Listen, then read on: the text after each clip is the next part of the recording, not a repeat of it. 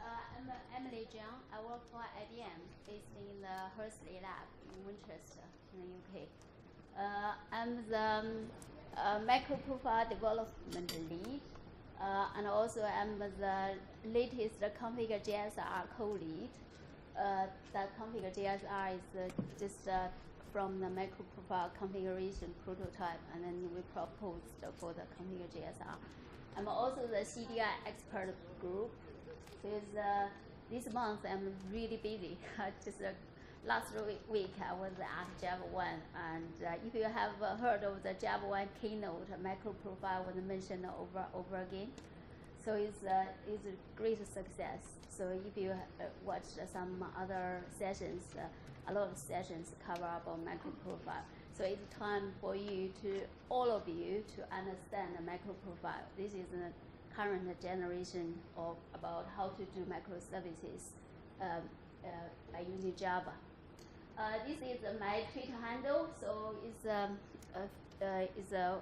you're welcome to follow me, and regarding, because I like to tweet all about microprofile stuff and also the Java-based microservices. The Eclipse microprofile is a kind of open community. Basically, it's including bigger companies like IBM, Red Hat, and also small ones like Payara, Tommy Tribe, and also the individuals as well. So we all come together and to work out how to produce the best program model for doing the Java-based microservices. So it's everybody is welcome to join the community. It's all of you are welcome to join the community. And later on, I can show you the website, so it's really easy to join. And you can ask questions, or you can even bring up some ideas. And you can easily become the project lead for the ideas.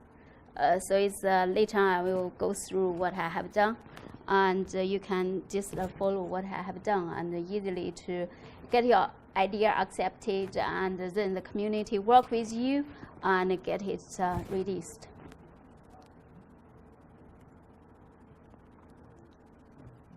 So this is what I mentioned earlier. So originally it's like IBM, Red Hat, LJC, Tommy Tribe, Payara, and started a microprofile like last year.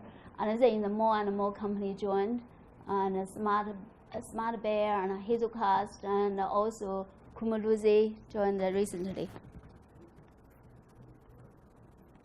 So the Eclipse microprofile, so it's different from the JCP process. So Eclipse microprofile is completely open source. Use a different license. It's Apache license 2, so it's free to be distributed.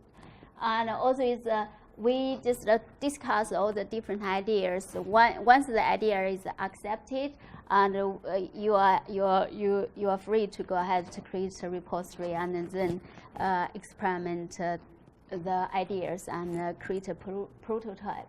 So we do incremental feature releases, and also the whole community just come together, like discuss all these solutions and etc. So it's completely community-driven.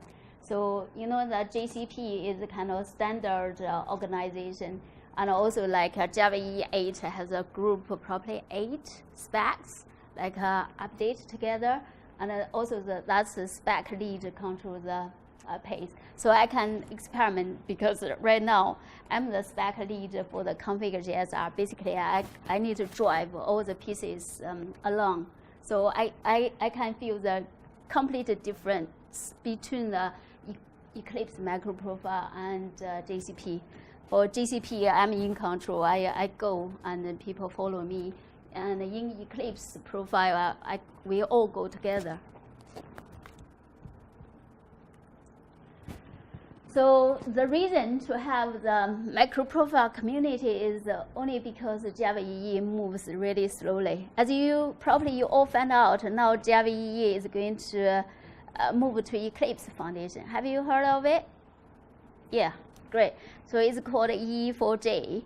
So that's going to be very interesting between the EE4J and the MicroProfile. So we talked a lot in Java 1. So it's although the EE4J is moving in the process to be moved to the Eclipse Foundation. So the view is MicroProfile still stays. So maybe the MicroProfile currently is under technology in the Eclipse Foundation. Maybe it's when EE4J is kind of set a stone, maybe MicroProfile can move under EE4J. But the overall view, majority view is we really want to keep the MicroProfile because it's such a success and within the first year.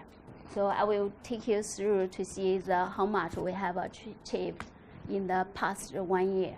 So it's in the MicroProfile 1.0, so our release tree is like this.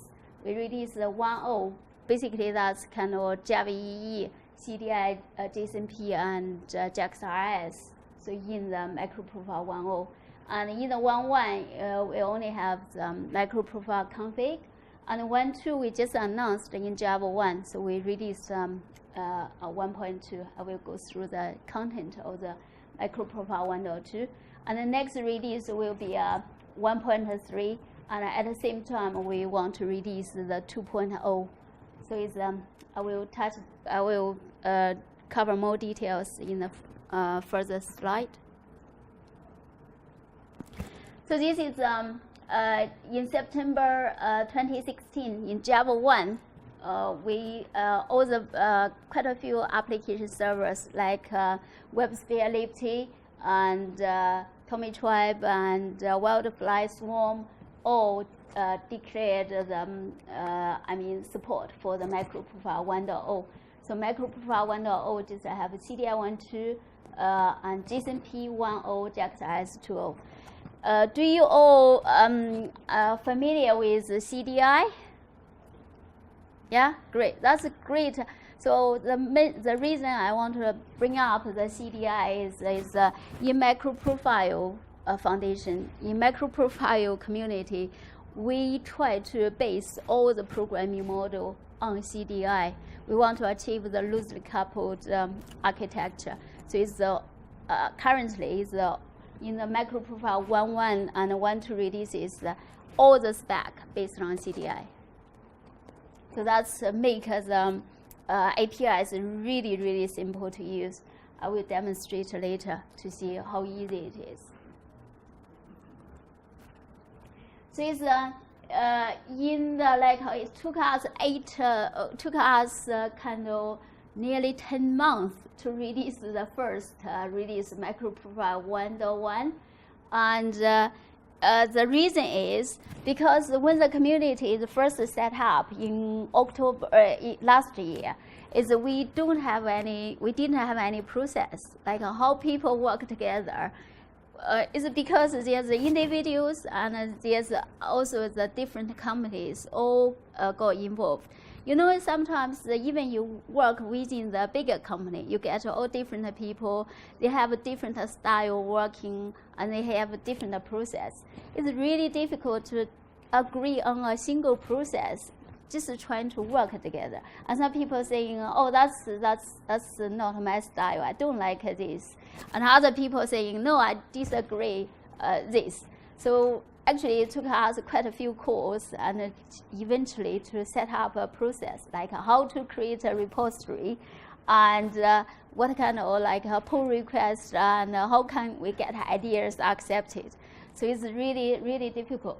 And also it's when we the first spec, which is the ILET, is called MicroProfile config.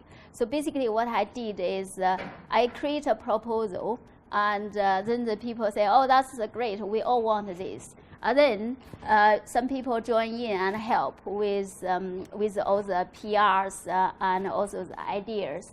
And we have weekly calls, and then eventually get the APIs all sorted.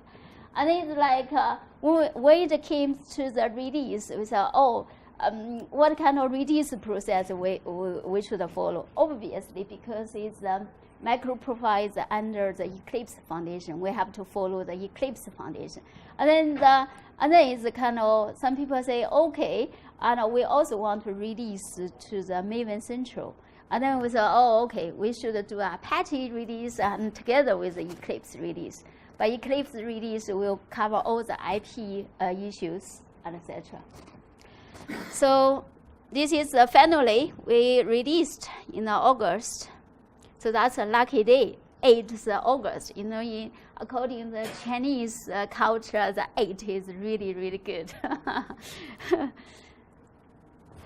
So this is the MicroProfile 1.1. So basically, you can see it's just a config 1.0, which is new, and then on top of the MicroProfile 1.0. The MicroProfile config 1.0. The main reason is we are trying to do microservices. For microservices, once it's kind of developed, we want to configure it. I mean, if it's running in a different environment, like running in the kube and running locally or running in the test phase, we want to configure it. So we do not want to repackage it when we deploy it to the different runtime environment. So that's why I think it's also in the 12-factor app. Have you all read the 12-factor app? Yeah, great. So its configuration is one of the very key aspect of the 12, or one of the 12 facts. And we want to external the configuration from your application. So your app will not need to be repackaged if you want to change the configuration. So basically, in a different environment, and it will control how your microservice will behave. So it has for this MicroProfile config has two features. One is kind of Java SE related. So it's originally we focus on Java SE related APIs, programmatic lookup. If you look at all these, do you know Apache Geronimo? And it has a kind of great influence to the programmatic, lookup, Apache Geronimo config. And because the programmatic lookup is kind of quite easy, and it can use in everywhere. Like even you can use in the CDI extension, and anywhere when you're trying to use the config, you can use it. But eventually, the community, the people say, no, we want to be CDI based, and this is still too complicated. So that's why we add the second part, basically CDI injection. So this is all, you probably haven't seen this before. So this is a pretty like a MicroProfile generated stuff. Basically, I talked with a couple others, and just within a couple weeks, we said, okay, let's settle this, and then we just came up with these annotations. This is qualifier, configure property, and then you pass in a name, and then you use the CDI to inject a value. This is property name, my.string.property. So for all these kind of APIs, basically it's the implementation will process all the config sources. So config sources kind of contain all the name value pairs, like your system property, your environment variable, and also you can pre-package the MicroProfile-config or properties in your app, and they all being read in. And also you can create a customer config sources like etc. D and etc. and Zookeeper. So you can all create the config sources. And it will automatically get a hold of all the config sources and create the config, and then you can get a value. And for this, it will get a hold of all the config and then find out the property you are interested is my.string.properties, and it will inject into the map_prop value. So it's this is in the injection model. There's kind of you can inject the add config property, as I mentioned before. However, if you know CDI, this is kind of a static injection. So once your application started, that value is static, cannot be changed. But the config source is like a zookeeper and some other config sources, and you can change it. And you want to get hold of the value when you use it. You want to get up-to-date value. So that's why you can use this one, provider. So provider string and dynamic prop. So the provider is completely the CDI is a CDI API. So you will get a proxy, and so that when you try to use the dynamic prop, it will go through the config source and find out an updated one because it's the proxy was injected. So in that picture, you can see the microprofile config property can be packaged inside the application and the meta-info folder, and then you can override it by using the system properties. And then it's on the deployment, you can override it, and that value will be used. So also, one more thing I would like to mention is all the config sources, all these kind of config sources, that config source, this is the system property, also config source. They have a priority. We call it ordinal. So it's a lower number, maybe has a lower priority. So that one default, microprofile config properties default ordinal is 100. And this is a lot higher, so that one will overwrite the microprofile config properties. So the same value, the same property, the value will come from the higher ordinal config source. And in the third Q, we released 5 things. So basically, after the microprofile config 1.0 was released, and then the one company saying, oh, we want to add one more method on the API, the config source, and then we add the API one method, default method on the config source, and also we found some TCK is not fully covered, so we add some TCK. So, and then we released the config 1.1 as part of the microprofile 1.2. I just want to bring up to show how fast we can iterate.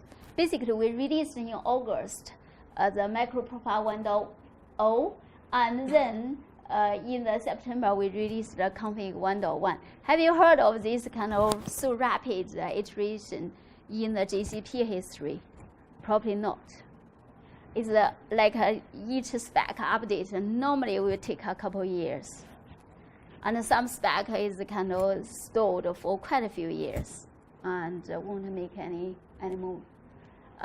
Probably if you follow the configuration is not a new concept. I think it's brought up 10 years ago, and quite a few people proposed the configuration GSR 10 years ago. I think it's 3 attempts. I think it's 3 attempts. And then it's even last year is what's his name? Dimitri from Oracle trying to propose a config GSR. I think is eventually was not successful. And so but you can show how microprofile can turn the technology into reality. Yes. So how was it possible? You have 4 different modules and 1 update to a config module. So how could you, within less than 3 months, how can you think of a release? Did you have these things already but not released yet, or was it developed from scratch, which is kind of yeah. very, very difficult? Yeah, it is very difficult. However, because we released the microprofile config 1.0, and then we we added a few more stuff. And then we went through the Eclipse Foundation release. We checked all the IP, and then we went through the Apache release. We released the artifact into the Maven Central. So that's the whole release process. And in this release, we release the API, we release the TCK, we release the spec. And for the implementation, in the config, we have quite a few implementations, like Apache Geronimo, and also WebSphere Liberty. Now it's Open Liberty. Have you heard of the Liberty is open source now? Yeah, we just announced in Java 1. So now you're free to use Open Liberty. And later on, I will demonstrate how to use the Open Liberty to use this like a config for tolerance. And then also is for tolerance, GWT health check and metrics. And I led the config config specification and fault tolerance specification, and then the GWT health and metrics was led by individuals from Red Hat, but there's also plus all the individuals and also the IBM colleagues. So this is the kind of full picture about this release. And fault tolerance, have you heard about fault tolerance? Yeah? Have you heard of histories? And histories are fail-safe, are two very popular libraries to achieve the fault tolerance aspect of microservices. You know, for microservice, you want to make sure it's robust. It runs all the time. You don't want to get any glitches and etc. So when you code, you want to make sure when you call the service, you want to show you can cope with all the different errors and etc. So that's why we need the fault tolerance. And health check. Health check is kind of also microservice. Basically, each microservice is deployed to a single pod. So it's very useful in Kubernetes environment. If the not healthy, a pod is not healthy anymore, and Kube can just directly destroy it and then create a new instance. And then health metrics. The metrics is can display all the container-wide or the application-wide the metrics data. And then GWT. GWT is to achieve the interop scenario between the different microservices, even deployed in the different environments. Okay, let me go through. I think I have discussed the config. So I want focus on the fault tolerance, which is very important and very useful feature in the microprofile.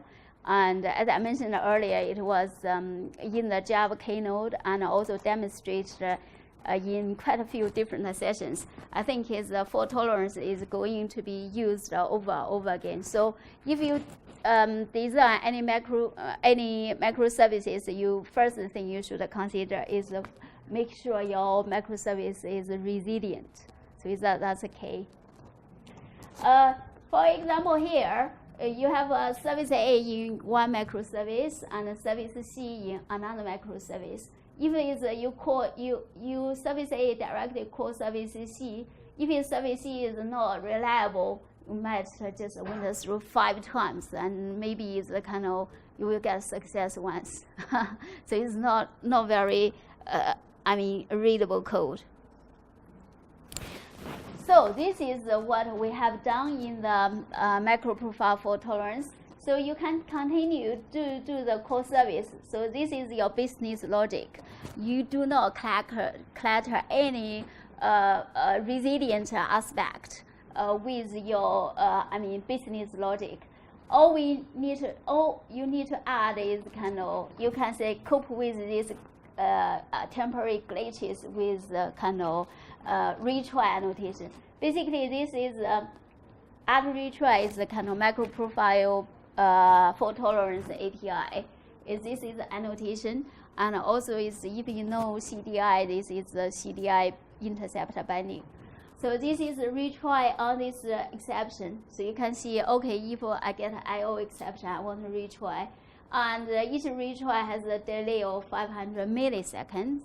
And I want a maximum of 5 retries, no more. So if it's a maximum 500, you still get failure. No, you give up. So this is a retry. And also in the, for the other aspect is the timeout. I think is we mentioned over again, you should always cope for the timeout. You should always plan for timeout. You shouldn't run into the situation you are in the indefinite wait. So when you call something, and if it's a slow response for hours, you don't want to stay there and to wait indefinitely. So you will have at timeout 2,000 milliseconds. So 2 seconds wait. And also, the other quite very important capability of the fault tolerance is bulkhead. Do you know bulkhead? Anybody? No. If you let me explain in the very simple term. You know, the bulkhead is kind of is a shape company. It's a special term. Basically, is if all the containers kind of isolated, because is the in that compartment, if you get flooded, you don't want to bring the whole shape down. So that's why it's kind of you isolate the compartment. So it's even though that compartment is leaking and etc., and the rest bit are still fine. So basically, if you translate into the computing, so it's kind of is part of your system should not ever bring down your whole system down. If it's like you have an application, you can do 3 things. One thing is not functioning, and these 2 things should still work. This is the term. So in this fault tolerance aspect, bulkhead is basically the isolate how many threads can do the request towards the remote services. So you will make sure the default value is at most 10 threads can continuously access the services. So it's a bulkhead. So it's the bulkhead when you when you use it together with asynchronous, and that means it's a threading. So it's a thread pool style the bulkhead. There's another style bulkhead which is a semaphore style bulkhead. If you know historics, you will understand that there's 2 bulkhead. So if you use the bulkhead without async, so that means the semaphore styles. So at most 10 requests can go through, can invoke the service. If you use it together with async, so that means each invoke will give you a new thread. So it's at most 10 new threads can be allocated to you. So another really important feature in fault tolerance is the circuit breaker. Does anybody know circuit breaker? Oh, you know. Okay, good. Circuit breaker, when I first get hold of this circuit breaker term, is really confusing. Because in the normal computing world, we know circuit open, open for business. However, you have to think the circuit breaker in the electrical term. So when the circuit is closed, means you can do the normal invocation. When it's open, so that means the nothing can go through. So this is very important. So whenever you hear about circuit breaker, immediately think about the electrical circuit. So it's closed means you can invoke A can invoke C, and also open means A can never invoke C. Basically, this kind of triggers the immediate failure. So basically, it's if you have a timeout, like 2 seconds, you have to wait for 2 seconds. And then you get a failure. If the circuit open, you immediately get failure. So you will not run into the repeatable timeout. So that's why we have this circuit breaker. Actually, the funny thing is that we have in the circuit breaker in the fault tolerance world, we also have a half open. Half open means it's open for some time. After some delay, let me close it. Let one request go through to just test to see whether it's a circuit, whether the service is good or not. So it's so you can see it's a circuit breaker fail on. So it's I will count the I/O exception as can trigger your circuit to open. And then with a delay of 500 milliseconds, I will go to the half open and then let request go through. If it's a go through, it's still failed. If you reach to the threshold, I will come open again. If it's kind of, it runs through okay, I will close it. So the rest of the invocation can go through. And one of the beauty of the microprofile fault tolerance is also it has a fallbacks. Fallbacks is really, really useful. If you haven't not heard of the fallbacks, you will think about if you go to a restaurant, and for example, you order a meal, and then you were told, okay, that dish is run out. I don't have that one anymore. Can you choose another one? So this is a fallback.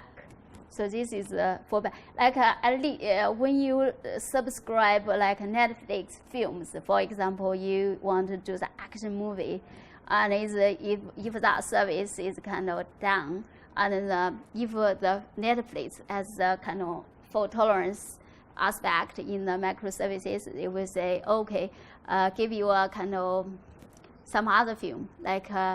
Martial arts related or something like is very close to what you requested. So this is a fallback. So it's with the annotation at fallback, and that is your fallback class. So that fallback class is described there, and that class can support can support injection as well. If your fallback method is in the same class of this calling method, you can directly say method name equals, and then equals that fallback method. So this is 2 varieties. And the microprofile fault tolerance works perfectly well with Istio. Have you heard of Istio? Nobody? Okay, Istio is a new thing to do to deploy the microservices to. Istio was established by IBM, Google, and Lyft. So basically, the 3 companies came together and donated some pieces of technologies, and then came together and to set up a new deployment chain. Istio also can offer some timeout, retry, circuit breaker, and bulkhead. So it's and also the microprofile can also offer this and plus fallback. The underlying platform can never do the fallback. Do you know why?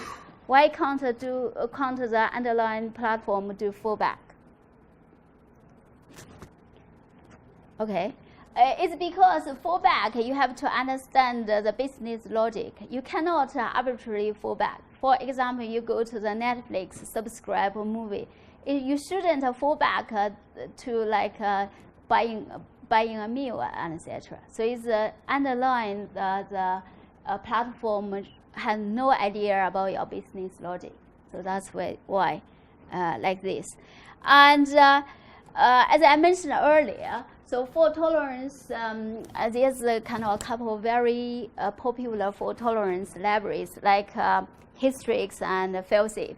And for these libraries, you have to directly call the API and then mix it together with your business logic. If you build up that microservices and then you deploy it to the Istio, and if you want to use the Istio retry and etc., you will get very bizarre behavior. Think about it. For example, you use histories to have set up to A, service A, invoke service C, like 5 times retry, because the service C is not reliable. And then Istio trying to use retry, set up another 3 times retry. Do you know how many times retry you will get?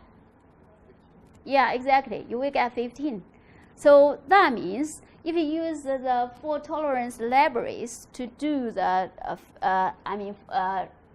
fault tolerance, your application cannot use Istio's underline the fault tolerance aspect. However, in the microprofile fault tolerance, we set up an ecosystem.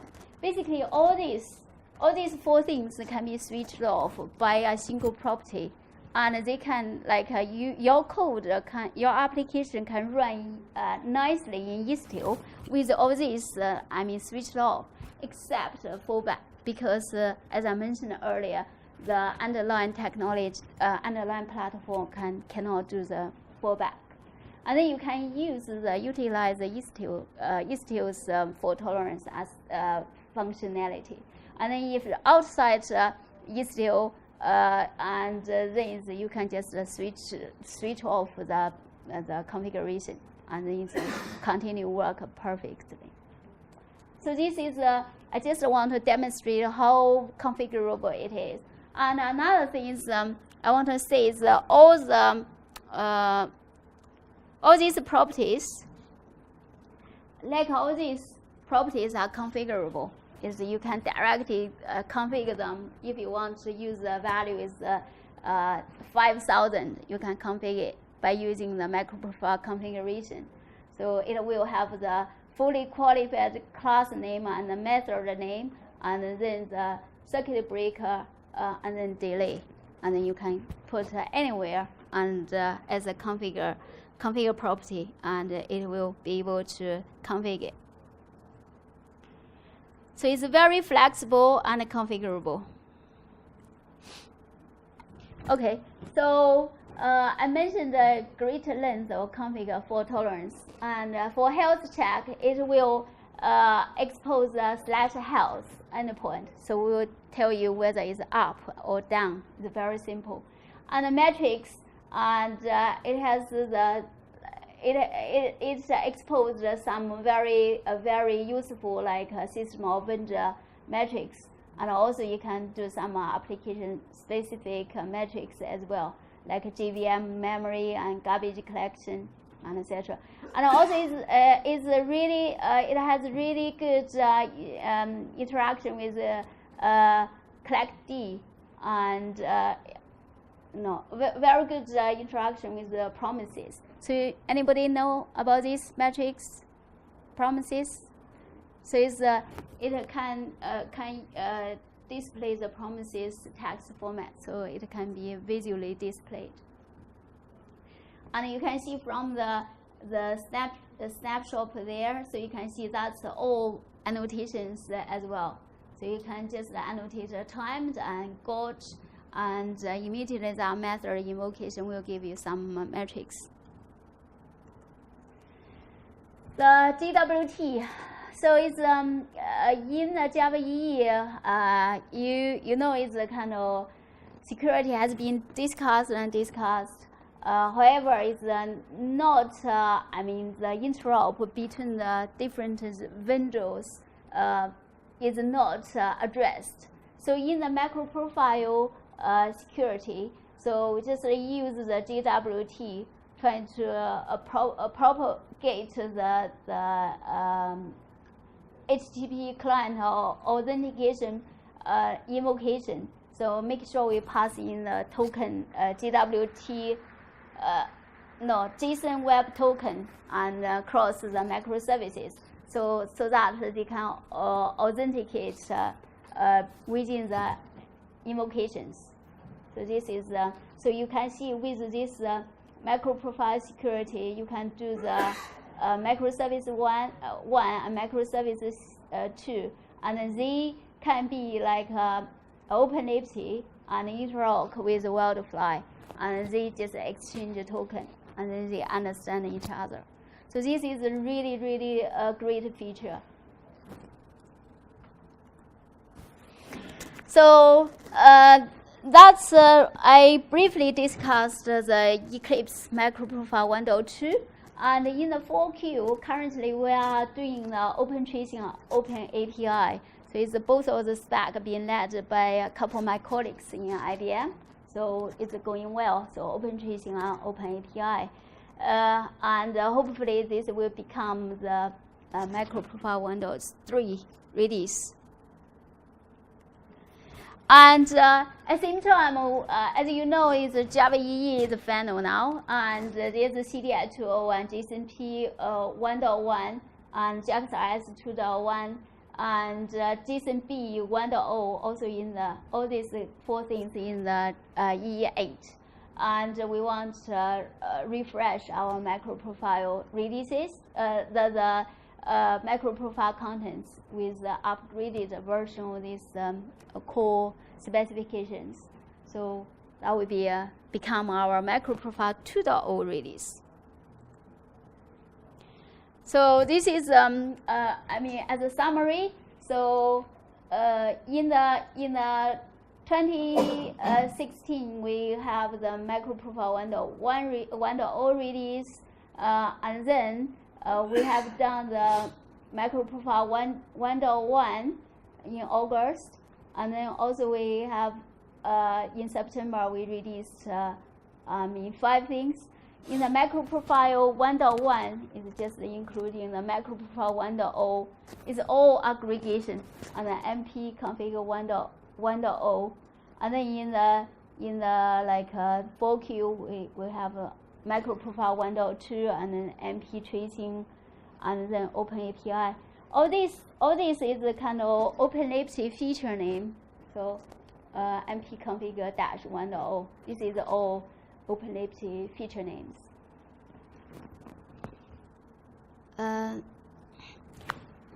Okay, so this is pretty much a big, I mean, overview of the microprofile. So this is a kind of very useful resources. It's microprofile.io, and then later I just show you. And also the openlibty.io, so you should log on, have a look, and you can download and you can use. And also is in the September this year, and Eclipse newsletter has a featured newsletter just for the microprofile. So there's about 8 articles, if I remember. So I wrote 2 of them. So one is for the config, the other one is for the fault tolerance. So now I can quickly show you.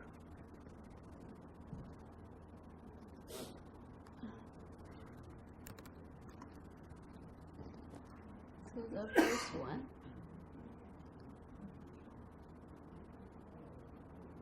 So this is a microprofile.io. So this is the kind of all the presentation. So this is the whole project. Like this is all the projects. A sample and a conference app. So this is the config. So you can find all of them. So everything is here for tolerance. And also, if you want to get involved, so it's join the discussion. So this is everyone can you are free to send the emails on this Eclipse microprofile. So you can join the discussion and view it. So it's like me discuss all this. So everything is clear, in clear. So there's nothing is being hidden from anybody. So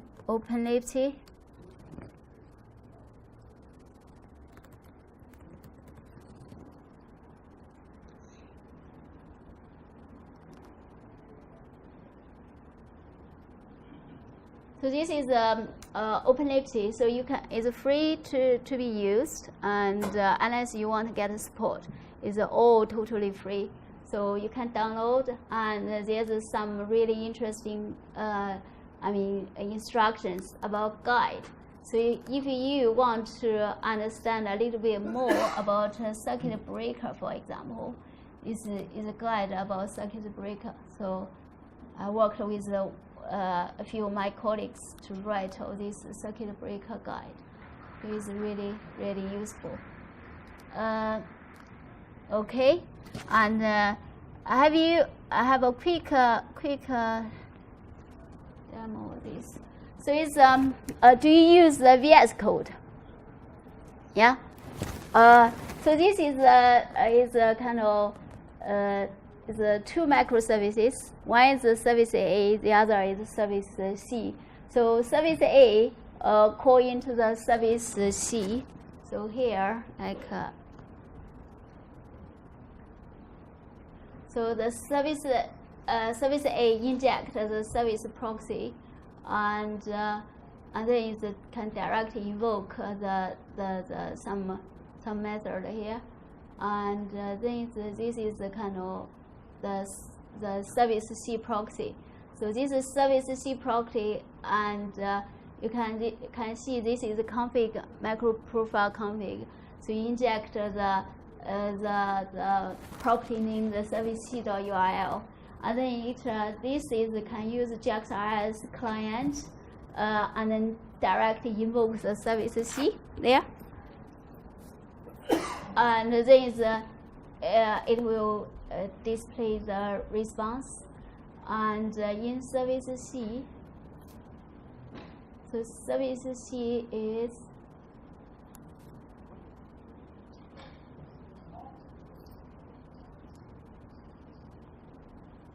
in another microservice.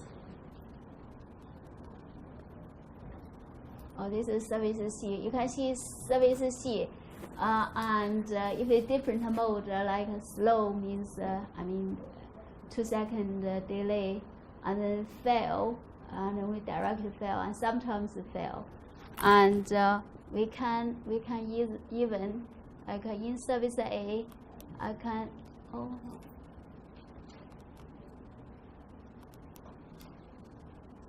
And currently, my service A, I invoke get property with timeout. If I use differently,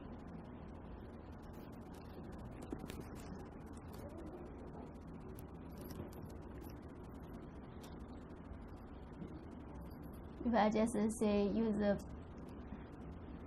property with timeout,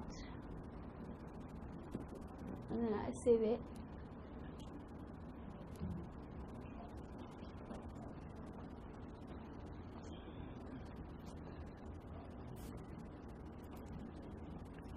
I cannot get my cursor back.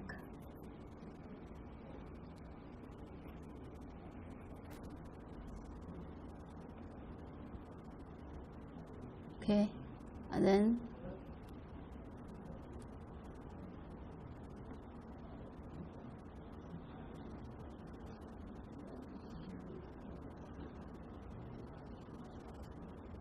it's a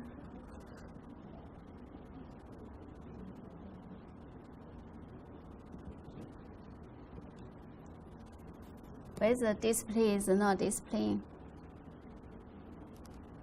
So this is come to this window. Oh, here we are.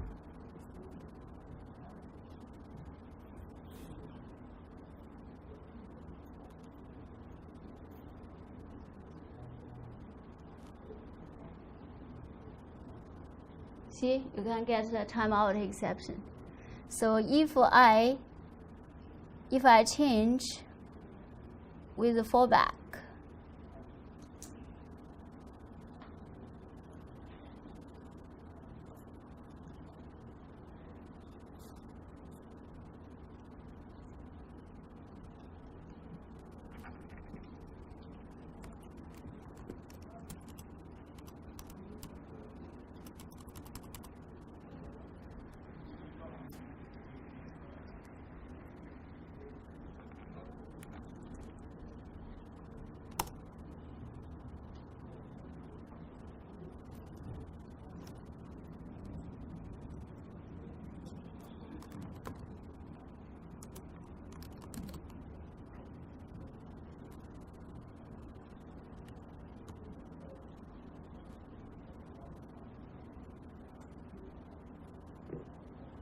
receive it.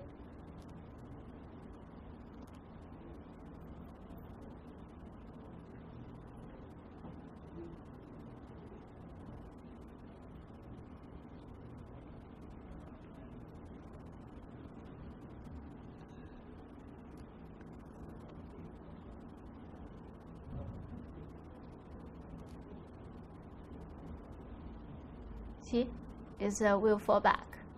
So it invoke exactly same service, and then it has a fallback capability. Directly is not calling into service C's get property. I just get my own property. So you can see the how powerful the fault tolerance is. So and then is in here.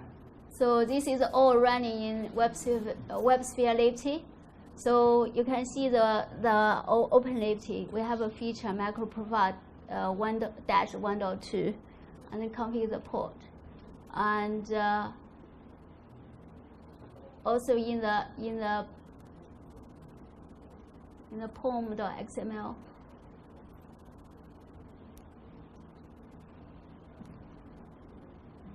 In the pom.xml is a kind of, it has a Liberty plugin for Maven.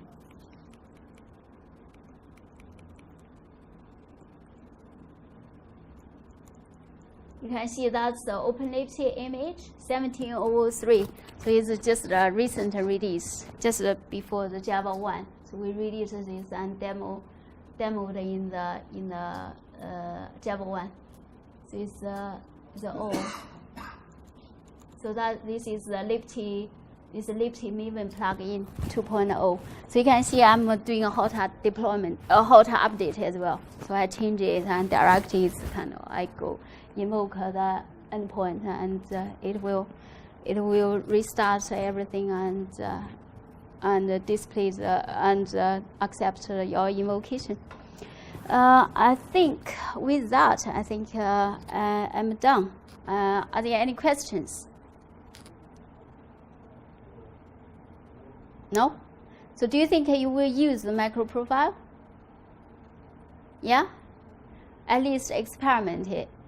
And as I demonstrate here, and you are free to download Open Liberty and try it out.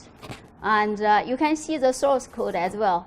So if you go to Open Liberty, you can see the source code of the Open Liberty, and I think I demonstrated earlier. Okay, thank you for listening.